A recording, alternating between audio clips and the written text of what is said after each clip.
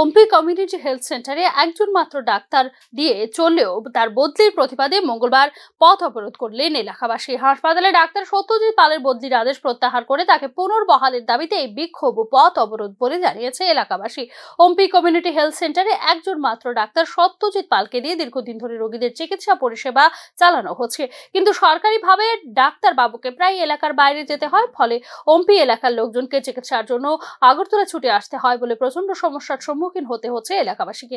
এরই মধ্যে হাসপাতালের একমাত্র ডাক্তার সত্যজিৎ পালকে হঠাৎ করে অন্যত্র বদলি করে দেওয়ার এলাকাবাসী ক্ষুব্ধ হয়ে ডাক্তারের বদলির আদেশ প্রত্যাহার করে তাকে হাসপাতালে পুনরায় বহালের দাবিতে পথ অবরোধ করে। আজকে যে আপনারা রাস্তার মধ্যে বসার কারণটা কি?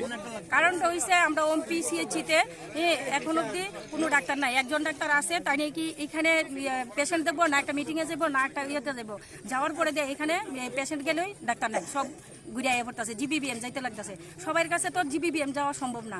তো এখন যে ডাক্তার আসতে গেল সত্যজিৎ পাল স্যার, তো তাইনেও আজকে ট্রান্সফার হয়েছে। তো আমরা সবাই এখানে বসি মূলত তাইনে এখানে থাকার লেগে, তাই না, যাতে এখানে আজকের মধ্যেই জয়েন করে আবার।